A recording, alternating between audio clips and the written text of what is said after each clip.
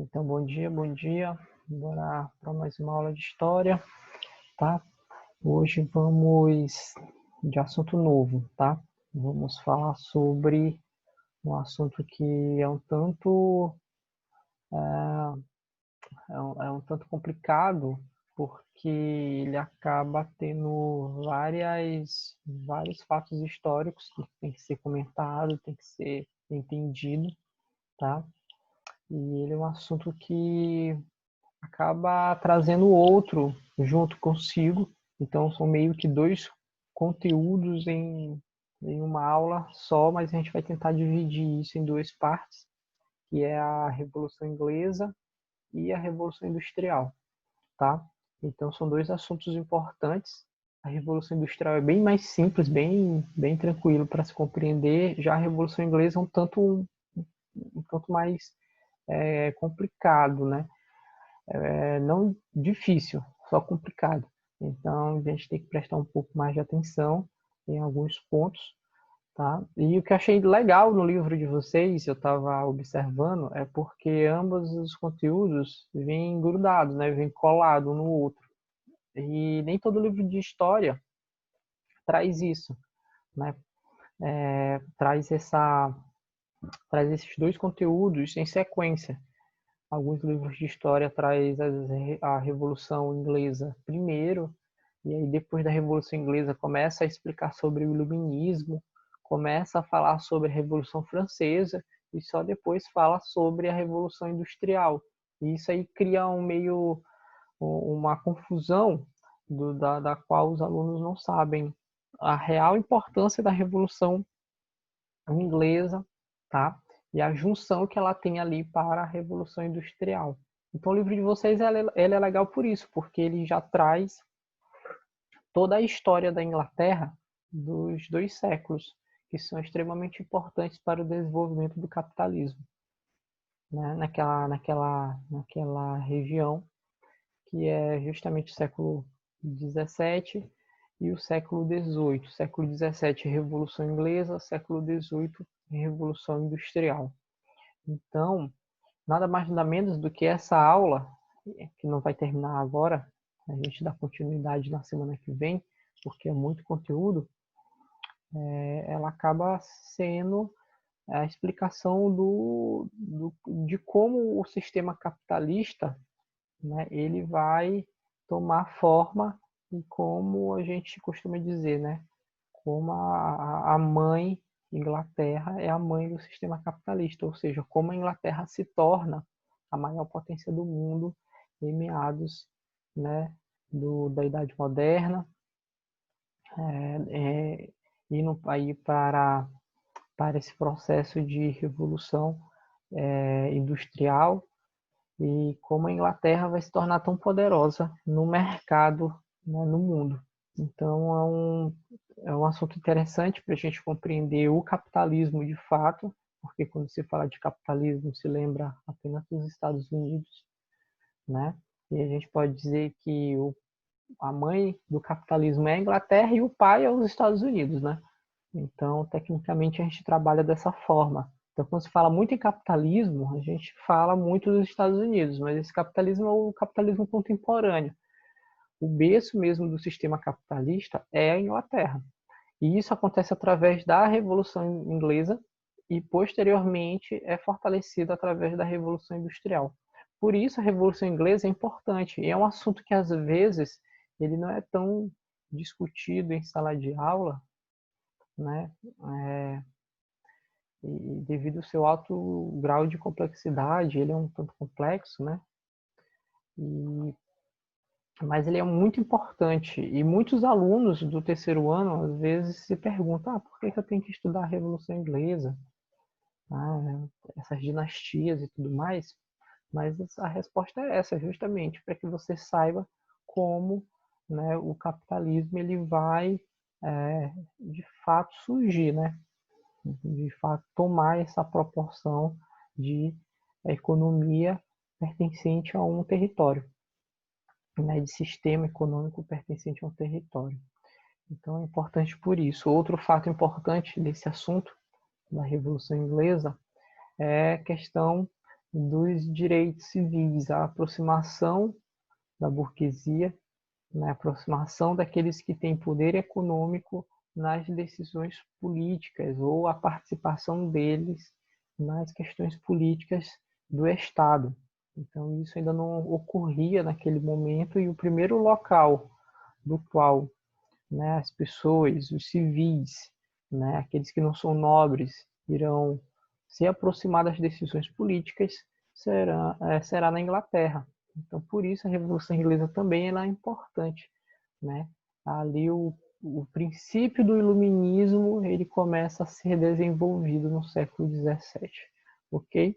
Então, é muito importante, é um conteúdo muito importante para se compreender a questão do capitalismo, o fortalecimento da burguesia, né, a participação e a formação de um parlamento, né, o parlamento esse que existe até hoje lá na Inglaterra e em várias outras regiões do mundo, né, a questão dos direitos, né, do ser humano também vai ser muito discutido dentro do contexto aí da Revolução Inglesa e, claro, a explicação do porquê que a Inglaterra, né, vai ser a mãe, né, do sistema capitalista e do porquê que a Inglaterra vai ser o primeiro local a termos, né, as fábricas e porquê que lá será a pioneira no processo de revolução industrial. Então, para isso, temos que explicar a Revolução Inglesa.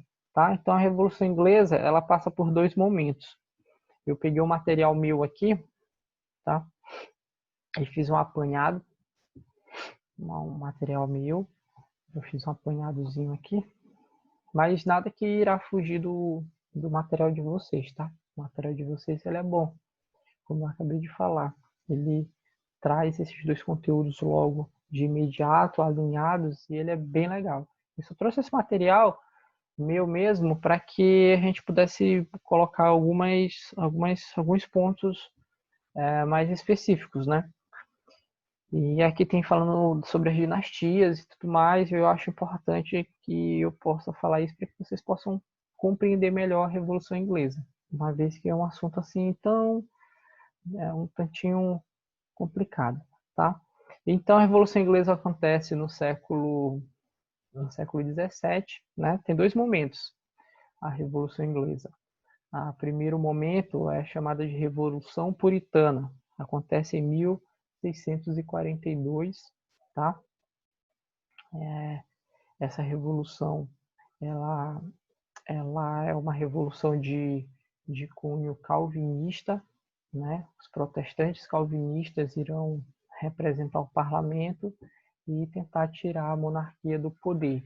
Esse é o primeiro momento ali da Revolução Inglesa. O segundo momento é a Revolução de 1668, tá? 1668, que é a Revolução Gloriosa, tá? Então, 1668 é o segundo momento, que é a Revolução Gloriosa, é quando o parlamento dá um golpe de Estado, tirando o último rei Stuart do poder e, consequentemente, firmando os princípios, né, os princípios de uma monarquia parlamentarista. Então, a Revolução Inglesa ela tem esses dois momentos. O primeiro momento, a Revolução Puritana, tá? E o segundo momento, a Revolução Gloriosa. Por que a gente não chama de revoluções? Porque se a gente fala de revoluções inglesas, até pouco tempo algum tempo a gente falava isso, os historiadores pararam de falar revoluções inglesas porque dava um ar que ambas eram diferentes uma das outras na questão dos seus propósitos. Elas podem ter sido feitas e ocorridas de forma diferente, mas os seus propósitos eram os mesmos. Então, como os seus propósitos foram os mesmos, então os historiadores atualmente dizem que nada mais nada menos do que uma completa a outra. Então, por isso, não são chamadas de revoluções, são chamadas apenas de revolução. Parte 1 e parte 2. Revolução Puritana, Revolução Gloriosa, ambas a Revolução Inglesa. Ok? A Revolução Inglesa ela tem um objetivo que é dar fim ao sistema absolutista, tá? Dar fim ao sistema absolutista inglês. Mas para que vocês possam entender isso, a gente tem que voltar lá para falar um pouquinho sobre de como era o absolutismo inglês, tá? O absolutismo inglês ele era um tanto diferente dos absolutismos que nós temos na Europa naquele período da Idade Média, principalmente no início da Idade Moderna. Então, o absolutismo inglês, desde o século XIII, ele é um absolutismo flexível, tá? Ele não é absolutismo tradicional. O que era o absolutismo tradicional? Era o absolutismo francês, né? Da dinastia de Valois, por exemplo, que nós temos os reis, né, com o poder divino, se apoiando na Igreja católica, apostólica romana, né? Então esse era a monarquia, perdão, o absolutismo tradicional. A mesma coisa funcionava na Península Ibérica, quando nós temos o rei governando, né, sem consultar parlamento, sem consultar ninguém, porque ele tem o poder divino. Então, na Inglaterra era um tanto diferente em relação a isso. Na Inglaterra nós não tínhamos esse poder, né, absolutista tradicional. Desde o século XIII e século XIV, e isso irá se intensificar principalmente, né, no século que João está dominando a Inglaterra, que é no século XIV, e ele acaba perdendo terras para a França na Guerra dos 100 Anos, né, o parlamento se fortaleceu e o obrigou a assinar uma carta chamada Carta Magna, tá? Então, como surge o parlamento? O parlamento inglês ele vai surgir entre os século XIV, tá? Finalzinho do século XIII, início do século XIV, a partir do momento em que a Inglaterra ela participa dos movimentos cruzadistas, dos últimos movimentos cruzadistas, e acaba entrando já na Guerra dos 100 Anos no século seguinte, no século XIV. Então, esses 2 séculos eles foram importantes para a formação do parlamento na Inglaterra, porque quem acabava arcando com todo o prejuízo, tanto das cruzadas e posteriormente da Guerra dos 100 Anos, foram os lordes, né? Os senhores feudais que estavam insatisfeitos com a Inglaterra participando das cruzadas e posteriormente participando ali da Guerra dos 100 Anos. Os lordes, os condes, os duques, aqueles que tinham títulos de nobreza, eles acabaram ficando insatisfeitos da Inglaterra participar de 2 eventos que acabaram prejudicando a eles. Primeiro, as últimas cruzadas travadas prejudicaram esses senhores feudais, esses lordes, porque os seus servos acabaram saindo dos feudos. Então isso segue uma linha de raciocínio.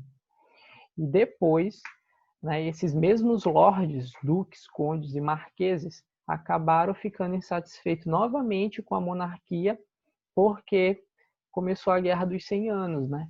Então eles também foram prejudicados, porque era um momento de guerra, a crise se acentuou na Inglaterra.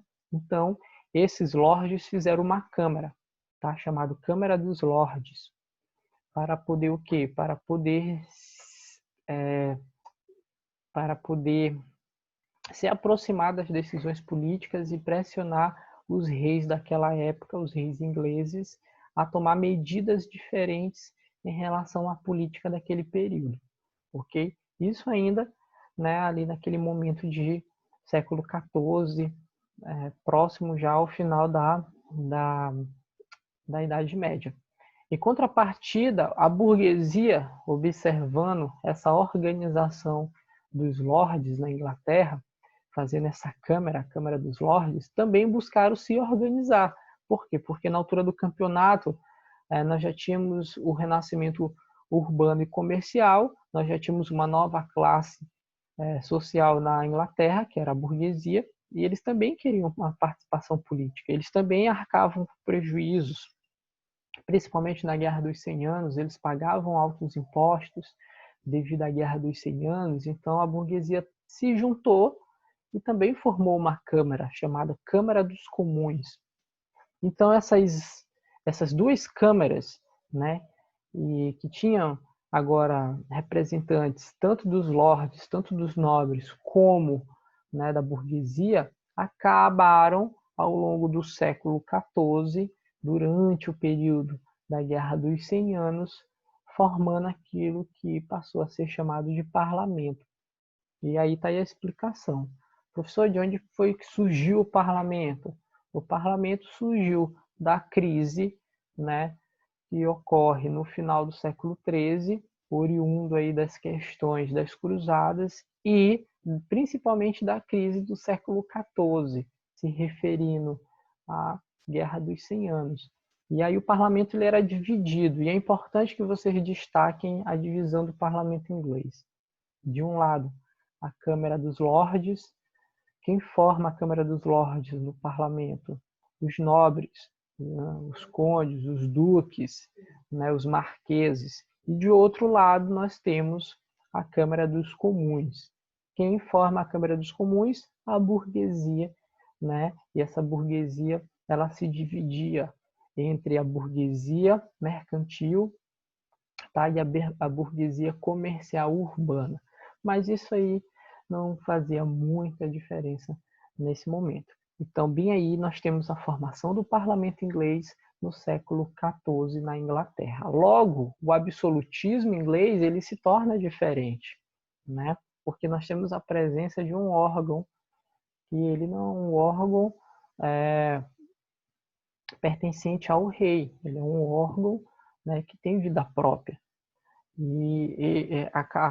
Com o passar das décadas, né, e com o passar da Guerra dos 100 Anos, o parlamento foi apenas ganhando mais representatividade, mais poder, enquanto os reis ingleses, né, com suas diversas derrotas na Guerra dos 100 Anos para a França, foram apenas perdendo, né, o controle do território, principalmente, né, se enfraquecendo em termos políticos.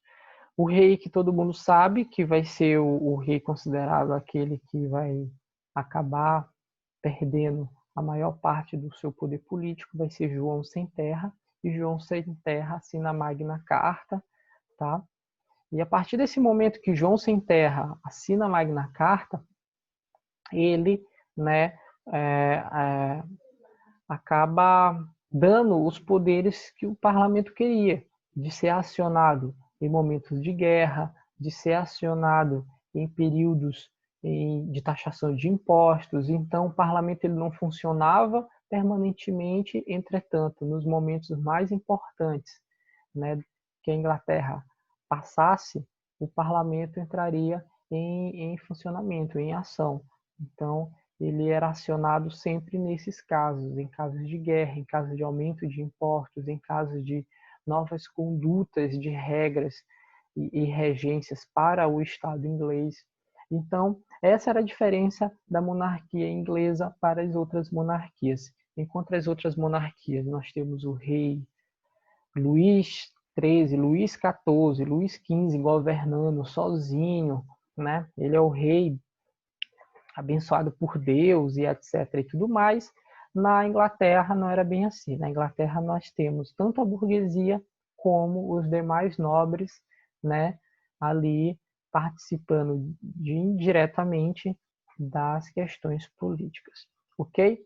Beleza? Outro fato que é importante vocês entenderem antes de a gente começar a revolução de fato, é a religiosidade na Inglaterra. A religião era um fato muito conturbado, tá? Então a Inglaterra, ela era de cunho católico, né? Entretanto, nós vamos ter um rei de uma dinastia, que é o Henrique VIII, rompendo os laços com o catolicismo, tá? E aí por isso nós vamos ter uma religião própria na Inglaterra, que é o anglicanismo, tá? Uma religião protestante, de cunho protestante, mas de cunho do Estado.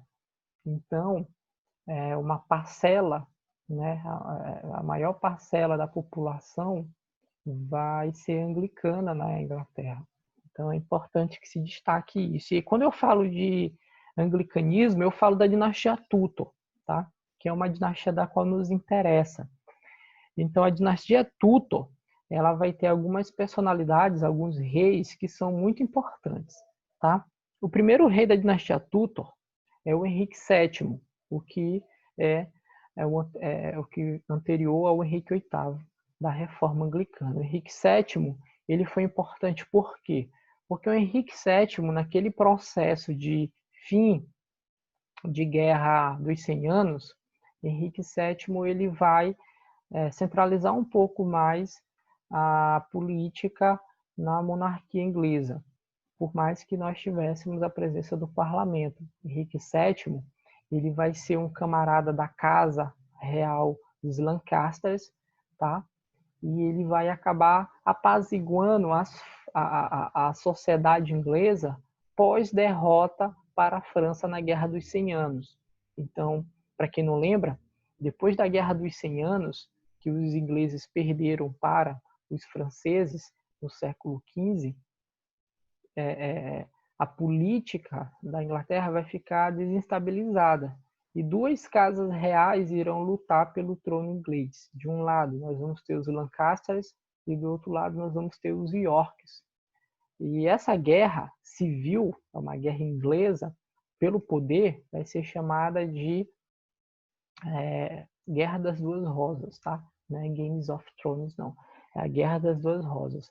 E de onde surge a dinastia Tudor? A dinastia Tudor, né, que é uma dinastia importante para se compreender a Revolução Inglesa, ela vai surgir, né, da casa Lancasters. Tá? Então, os Lancasters vão ter um representante, que é chamado de Henrique VII. E ele se propõe a casar com a Isabel, né? A Isabel de York, tá? A Isabel de York. E aí eles acabam, né, juntando as duas casas em vez de ficar lutando pelo poder. Nós temos uma união entre as casas reais de Lancasters e dos Yorks pós-Guerra dos 100 Anos. E aí isso traz uma estabilidade política para a Inglaterra, mesmo com a presença do parlamento, mas na dinastia Tudor nós vamos ter uma certa estabilidade política. Por isso que é importante a gente citar a dinastia Tudor, né? Nós teremos uma estabilidade política, né? A gente na Inglaterra naquele período começa-se a se fortalecer, né, o comércio marítimo, né, o comércio urbano já ocorria, ou seja, as primeiras evidências daquilo que seria no futuro o grande sistema capitalista. Ok? Beleza? O seu sucessor é Henrique VIII, e como eu acabei de dizer, né, agora há pouco, Henrique VIII ele vai romper com a Igreja Católica, tá? E ele vai fundar a sua própria igreja, que é chamada de Igreja Anglicana. Qual o motivo, professor? Ele rompeu os laços com a Igreja Católica. É porque o camarada lá, ele queria casar com uma cortesa, né? Ele queria ter um filho homem, e sua atual esposa, Catarina de Aragão, não dava um filho homem para ele, né? E aí ele queria casar com Ana Bolena, né, uma cortesa lá, uma acompanhante, né, da corte. E aí o camarada para casar com Ana Bolena, na tentativa de ter um filho homem, ele precisava se divorciar da Catarina de Aragão. E a Igreja Católica não admitia isso, era contrária a isso. Outro fator também que influenciou nessa cisma, né, que é conhecida como a cisma do Ocidente, nessa separação da Inglaterra com a Igreja Católica, foi o fato de que o rei queria o poder mais para si, centralizar o poder para si, e ele observava que a Igreja Católica, né, tinha um poder muito grande ainda no território inglês, né? Muitos territórios pertenciam à Igreja Católica e ele queria confiscar esses territórios e atribuir esses territórios ao Estado. Então ele também tinha esse princípio aí como um princípio dos motivos pelos quais ele queria romper com o catolicismo romano, tá? Então, o camarada ele vai ter ali, meu amigo, 6 mulheres, 6 esposas, tá? Não foi só a primeira, a Catarina de Aragão, não vai ser só a segunda Ana Bolena. Ele vai ter 6 esposas, tá? Inclusive as outras 2 que vão vir depois da Ana Bolena também eram chamadas de Catarina. Catarina de Flandes, Catarina de alguma coisa. Não lembro o nome delas, que acabam se tornando tanto até, né, esquecidas na história. Mas a gente cita sempre as 3 primeiras esposas do cara, porque essas 3 primeiras foram importantes.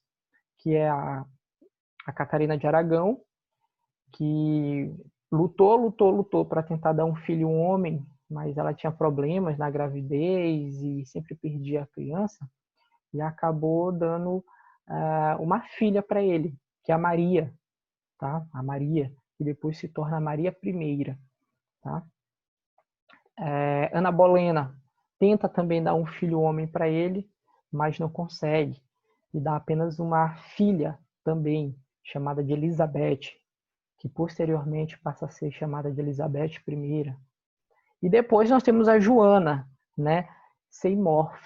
A Joana vai ser a terceira esposa, e aí sim a Joana dá um filho homem para o cara, que passa a ser chamado de Eduardo, tá? Eduardo VI, tá? Então, bem aí vai ter uma complicação na vida política inglesa. Por quê? Porque nós temos 3 sucessores para um trono. Nós temos Maria I, que é filha do primeiro casamento de Henrique VIII com Catarina de Aragão. Nós temos Elizabeth I, que é filha do segundo casamento, né, com Ana Bolena. E nós temos agora o Eduardo IV, que é o filho do terceiro casamento. E qual era o problema bem aí? O Henrique, ele não queria, né, ele não achava interessante para a continuidade da dinastia Tudor que uma mulher assumisse. Ele achava que teria que ser um homem. Por quê? Porque ele tinha muito receio, né, de os Yorks, né, que era a casa lá por parte que formava também a dinastia Tudor, né, porque era a junção dos Lancasters e Yorks, retornasse e voltasse querendo tomar o poder apenas para si. Então tinha esse problema aí de dinastia, né, esses probleminhas aí que são importantes de entender. O fato é que o que o Henrique faz, né? O Henrique, antes da sua morte, ele apoia a coroação do seu filho e não das suas filhas. E aí esse camarada aqui, ele vai ser coroado, tá? O Eduardo IV vai ser coroado rei da Inglaterra após a morte de Henrique VIII. O interessante de contar essa história é porque enquanto toda essa política está se desenrolando, quem vai governar o quê, adivinha quem está só se fortalecendo? A burguesia. A burguesia estava livre, né? Livre, entre aspas, para se desenvolver, porque ela acabava não ficando atrelada a essas questões, e os reis, né, no caso o rei Henrique VIII, estava muito mais preocupado em travar confusão com a Igreja Católica e com a sua própria dinastia, quem iria sucedê-lo, do que observar o crescimento, né, da burguesia. E quando isso vai acontecer, já é tarde demais. Né? Quando isso for acontecer, a burguesia já vai ter um poder econômico na Inglaterra muito forte, muito significante. Ok? Beleza? Entendido até aí? Dormiram? Vixe. Então, lembrando, tá? A dinastia Tudor, vou até colocar aqui, ó.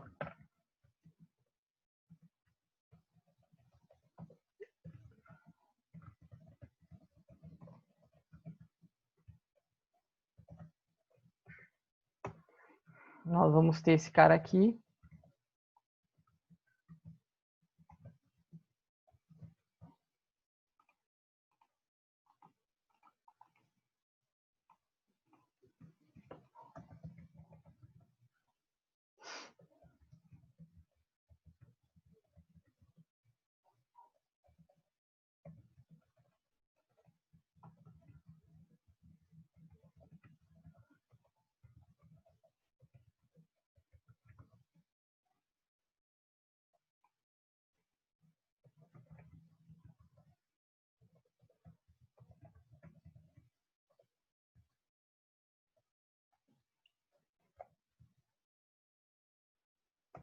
Olha aí, eu botei aqui Henrique VII, Henrique VIII.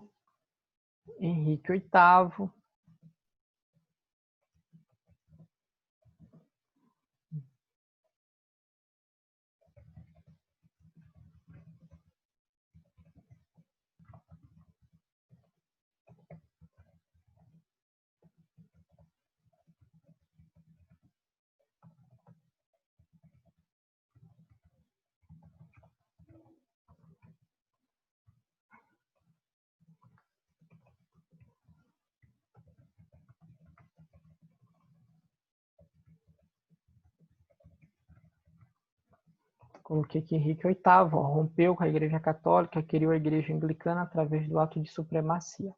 Beleza?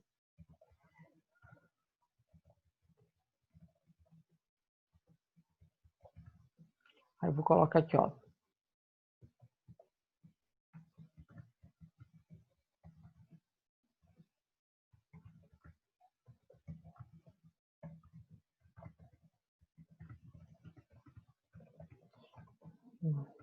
Aí ele teve Maria, teve Elizabeth,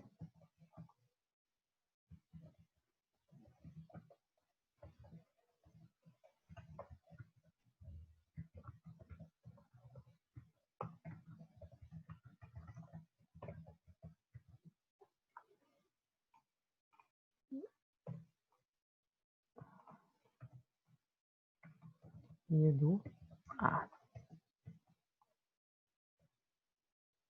Eduardo IV. Perdão, Eduardo VI.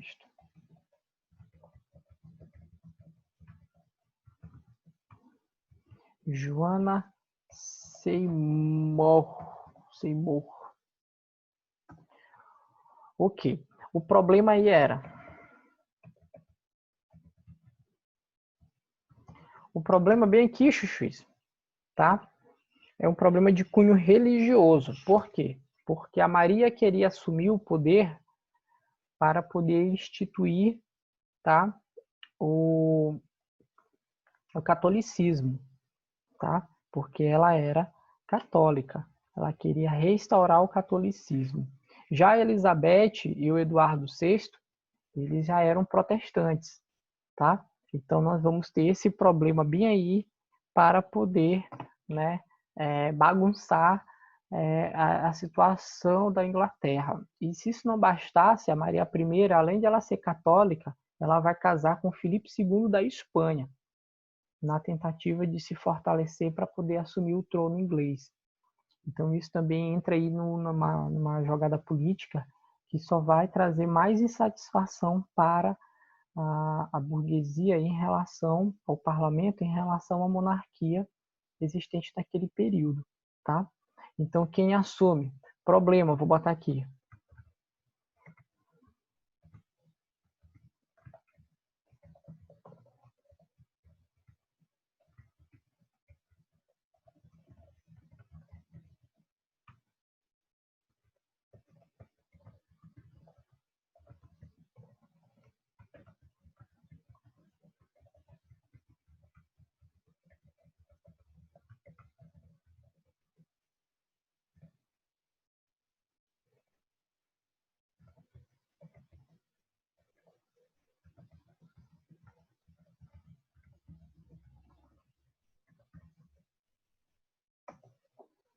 Tá? Então ela era católica, casou-se com Filipe II da Espanha, queria assumir o trono inglês e restaurar o catolicismo. Porém, quem vai assumir? Então, quem vai assumir aí, no caso, vai ser o Eduardo. Como eu falei para vocês, ele vai ter o apoio, né? Não só dos lordes, mas até o próprio pai. Ele criou um homem na sucessão da dinastia Tudor, e o Eduardo irá assumir, né, o controle da dinastia, da monarquia inglesa após a morte de Henrique VIII, tá?